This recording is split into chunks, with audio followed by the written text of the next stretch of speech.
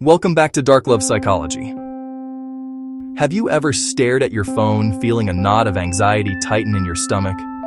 You've just sent a message, one you poured your heart into, carefully crafting every word to convey exactly how you feel. You check your phone again and again. The minutes stretch into an hour. The reply, when it finally comes, is a single, dismissive word. Or worse, there's no reply at all. Just the deafening silence of being left on read. It's a uniquely modern form of frustration, one that can make you question everything. Today we're exploring a paradox that many men face. You notice that when you send a long, emotional message, pouring out your feelings or trying to resolve a conflict over text, she replies short, cold, disengaged. But when you send something calm, simple, almost casual, a message you barely thought about, she suddenly responds fast and with genuine interest. Consider this common scenario. Trying to make plans. A high-investment text might read, "Hey, I've been thinking about you and would love to see you this weekend. I'm free Saturday. We could go to that place you mentioned. Let me know what you think." It seems nice, but it's loaded with expectation. The low-investment version? "You free Saturday?" The response to the second message is almost always faster and more positive. This isn't a coincidence. It's not about being lucky or unlucky. It's psychology.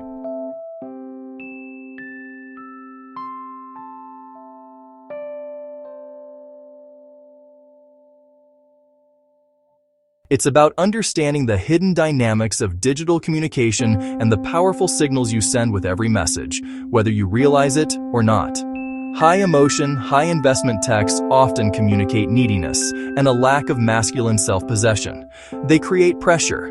Low-emotion, low-investment texts, on the other hand, project confidence, calmness, and intrigue. They invite curiosity. In this video, I'll explain precisely why this low-emotion approach works so much better. We'll break down how women emotionally interpret different types of messages, and I'll give you practical, actionable strategies to instantly improve your texting, without playing games, being manipulative, or sounding cold and distant. This is about communicating from a place of strength and calm. Chapter 1. Texting is not about information. It's about emotional impact. We often treat texting like a simple tool for exchanging data, times, places, facts, but that's a fundamental misunderstanding. Every message you send carries an emotional weight, a subtext that speaks far louder than the words themselves. The primary purpose of your texts, especially in dating, isn't to convey information. It's to create a feeling of comfort, curiosity, and attraction. Get this wrong, and even the most practical message can sabotage a connection. To understand why, we have to look at what's missing from text. In a face-to-face conversation, we receive a constant stream of nonverbal cues. We hear the warmth in someone's tone, see the smile on their face, and notice the relaxed posture of their body. These are called paralinguistic cues, and they provide the emotional context for the words being spoken. Texting strips all of this away. It removes tone, facial expression, and timing. You're left with a blank canvas.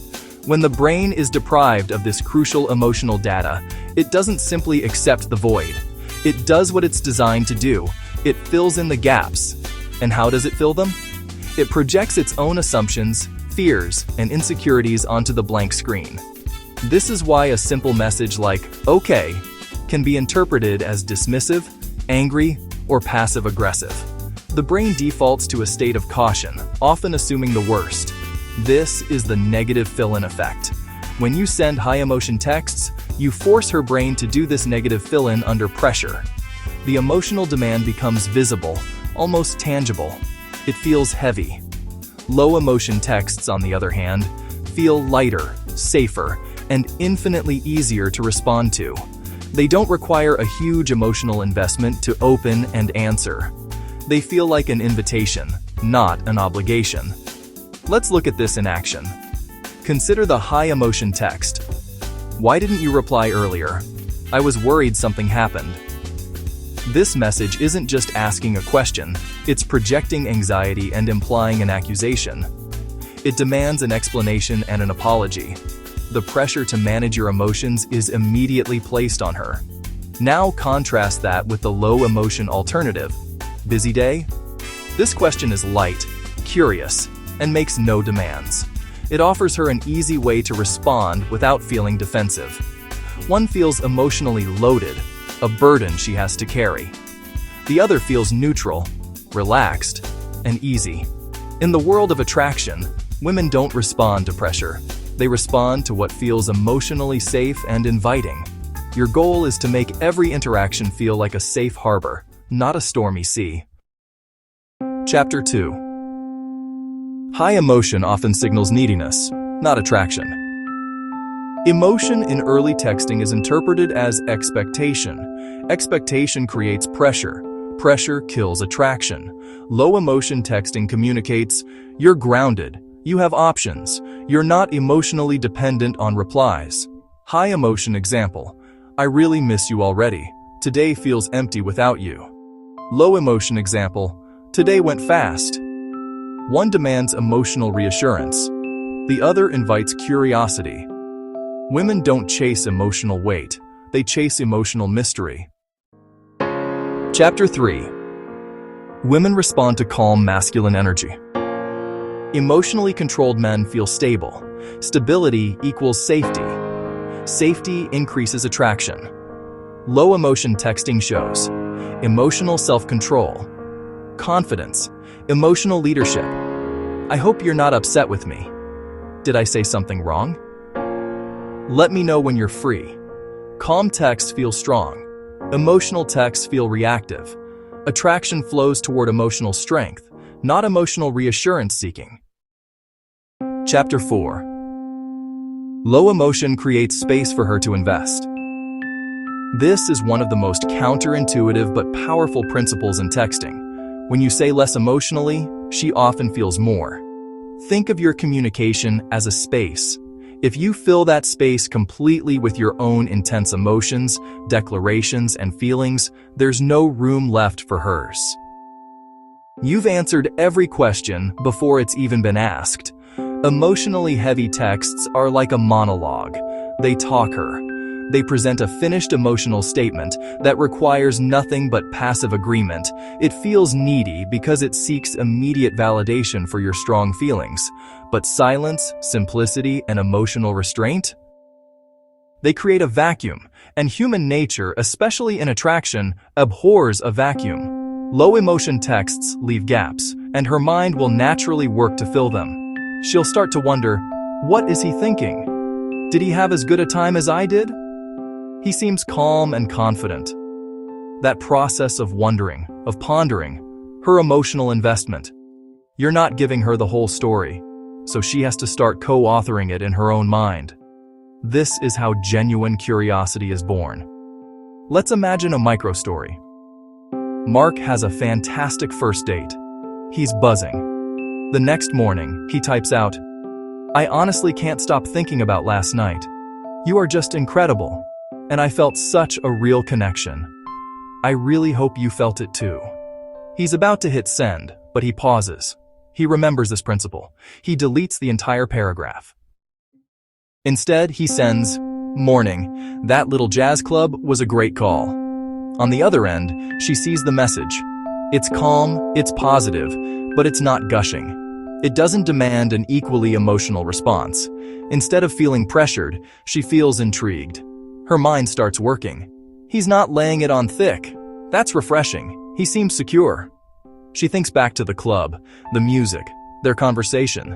She is now actively re-engaging with the positive memories of the date, on her own terms. She is completing the emotional picture herself. Her reply is far more engaged than a simple "you too." She invests. Here's a direct comparison. Overloaded. "I had such a great time with you last night. I keep thinking about your smile and how special it felt when our hands touched. I've never met anyone like you." This is too much too soon. It projects a fully formed fantasy onto her. Now, the low emotion version. "Last night was fun. You've got a great smile, by the way." See the difference? The first one closes the emotional loop. It's a declaration that leaves no room for interpretation. The second one opens it.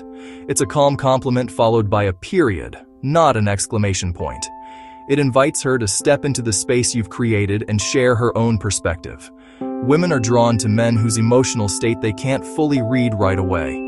By creating this space, you allow her to invest her thoughts and feelings, which makes the connection feel more real and valuable to her. Chapter 5. Emotional texting shifts power dynamics. Whoever expresses more emotion early holds less leverage. Low emotion texting preserves balance. This isn't manipulation. It's emotional self-respect. I'm really starting to like you a lot. You're interesting. Interest invites response. Attachment demands reassurance.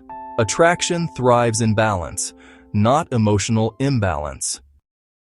So here's the truth. Women don't respond better to low emotion texting because they're cold. They respond better because low emotion feels confident, safe, and attractive. Say less, mean more. Let calm do the work.